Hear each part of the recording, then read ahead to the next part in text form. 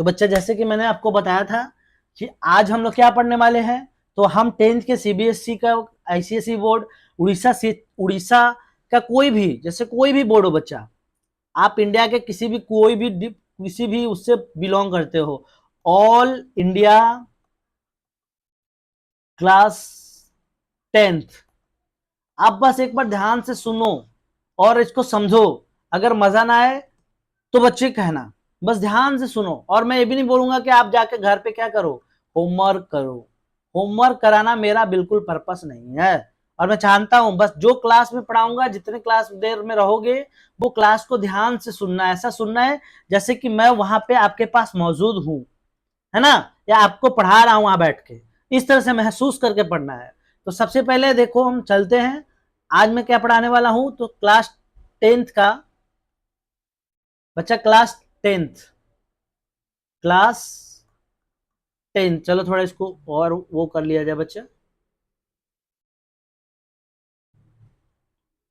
हाँ, थोड़ा थोड़ा जस्ट राइटली, ठीक है। तो क्लास 10th का क्या पढ़ाने वाला बच्चा, आपको हम क्लास 10th का पढ़ाने वाला हूं जियोग्राफी। जियोग्राफी इसका मतलब समझो, पहले सबसे पहले तो यही समझो कि जियोग्राफी होता क्या है।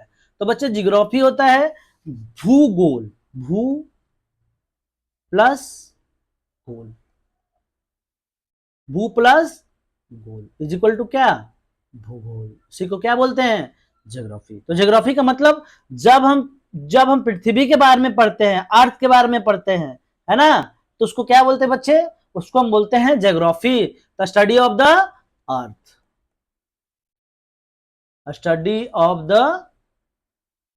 अर्थ, study of the earth is called भूगोल। ठीक बच्चा, अब हम पढ़ने वाले हैं सीबीएसई का। देखो सीबीएसई में पढ़ा रहा हूं, पर मैं आपको बहुत डेप्थ में ले जाऊंगा, बहुत डेप्थ में ले जाऊंगा, समझना धीरे धीरे चीजों को। तो सबसे पहले देखो सीबीएसई, अगर आप सीबीएसई के स्टूडेंट हो, क्लास 10th के हो, तो ज्योग्राफी का चैप्टर नंबर 1 ओपन कर लो। और सबसे पहले चैप्टर नंबर 1 ओपन कर लो, और उसमें हम सबसे पहले बच्चा लिखो रिसोर्सेस। मैं आपको कीवर्ड्स भी बताऊंगा, लेकिन पहले बच्चों लिखो रिसोर्सेज। तो रिसोर्सेज किसको बोलते हैं, है ना, रिसोर्सेज किसे बोलते हैं, जो जो बच्चा क्या हो, विच, सिंपली वर्ड में, बाकी आपके बुक में दिया है, विच हम समझने के लिए पढ़ रहे हैं बस, which we can use to fulfil our needs. बच्चा जो हमारा नीड्स को क्या करे, फुलफिल करे। रिसोर्सेज किसको बोलते हैं, which can use fulfil our needs is called resources. तो रिसोर्सेज उसको बोलते हैं जो हमारे जरूरतों को पूरा करता है बच्चा, है ना। तो अब नेक्स्ट पेज में चलते हैं हम। अब रिसोर्सेज समझ गए। अच्छा, रिसोर्सेज में बच्चा क्या होता है कि रिसोर्सेज में, अच्छा रिसोर्सेज को हम बहुत तरीके से बांटते हैं, है ना, on the basis of origin, है ना, on the basis of origin, on the basis of, आपके बुक में लिखा है एक्स हॉस्टिबिलिटी। एक्स हॉस्टिबिलिटी का मतलब बाकी सब आपको समझ में आ रहा है। ऑनरशिप का मतलब आपको समझ में आ रहा है कि ऑनरशिप वाइज बांटा हुआ है ना। तो बच्चा ओरिजिन मतलब उत्पत्ति क्या हुआ है, तो उत्पत्ति किस चीज से होगा, या तो लिविंग थिंग से होगा, या तो लिविंग से होगा, या तो नॉन लिविंग से होगा, या तो किससे होगा, नॉन लिविंग से होगा। और बच्चे नॉन लिविंग से किस, जो नॉन लिविंग से होगा वो उसको लिविंग से होगा, उसको क्या बोलेंगे, बायोटिक। और नॉन लिविंग से होगा उसको क्या बोलेंगे बच्चा, अबायोटिक, है ना। तो जो रिसोर्स लिविंग थिंग से बना हो दैट इज कॉल्ड बायोटिक, और जो नॉन लिविंग थिंग से बना हो दैट इज कॉल्ड क्या बच्चा, दैट इज कॉल्ड अबायोटिक, है ना।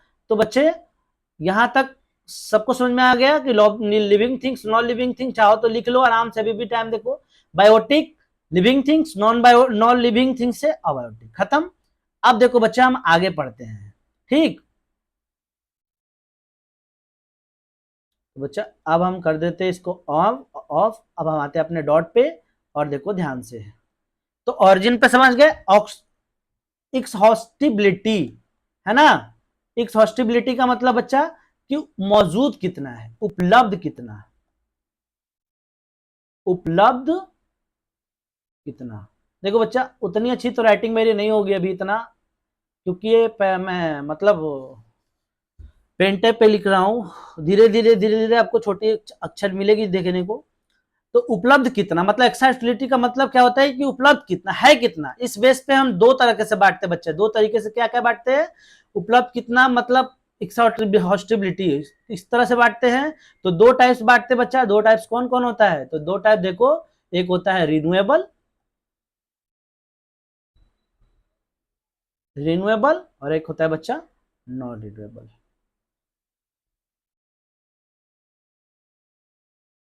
ठीक, ऑनरशिप पे इंडिविजुअल होता है, इंडिविजुअल होता है ना, स्टेट होता है, स्टेट होता है, नेशन होता है, इंटरनेशनल होता है, मतलब पूरी दुनिया यूज करेगा, देश यूज करेगा, स्टेट यूज करेगा, और एक कोई पार्टिकुलर इंसान यूज करेगा। ठीक है बच्चा, अब हम इससे आगे देखते हैं कुछ चीजें जो मैं आपको दिखाने वाला हूं कि आखिर वो क्या है।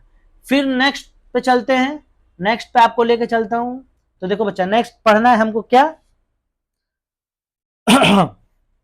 रियो डी जेनेरियो, देखे होगे आपके बुक में लिखा है रियो डी जेनेरियो अर्थ समिट, अर्थ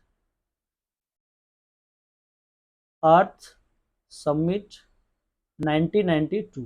ठीक, तो बच्चे इसको रियो डी जेनेरियो बोलते इसीलिए है कि ये एक ब्राजील में, ब्राजील का क्या है, एक टाउन या स्टेट है, टाउन या स्टेट है। यहां पे क्या हुआ था, यहां पे एक मीटिंग हुई थी,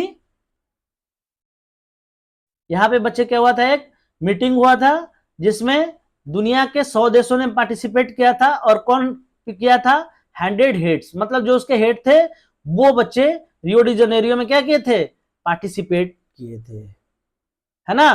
तो रियो डी जनेरियो में पार्टिसिपेट कौन किए थे बच्चे, जो आपके कौन थे, हेड थे कंट्री वाइज।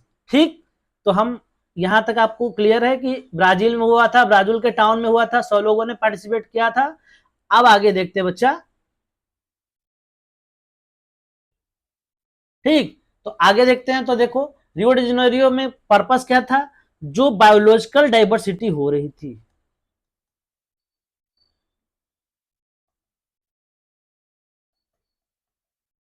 है ना, जो सस्टेनेबल डेवलपमेंट नहीं कर रहे थे, सस्टेनेबल डेवलपमेंट।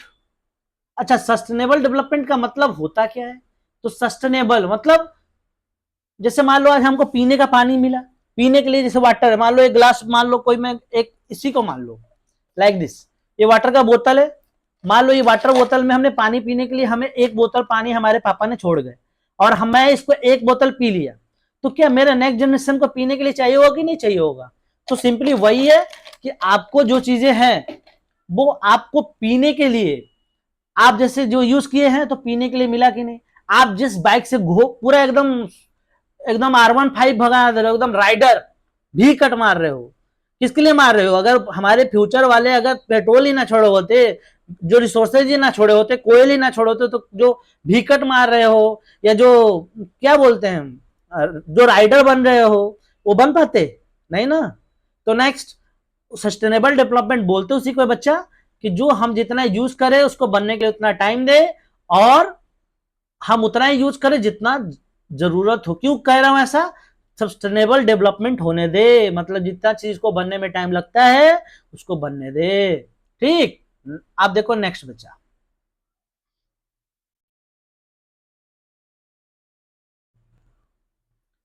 अब देखो नेक्स्ट, इसी में बिल्कुल आराम आराम से, है ना। अब इसी में क्या है बच्चा, तो इसी में देख लो आप, नॉट मेमोरेबली बायोलॉजिकल डाइवर्सिटी था इसका,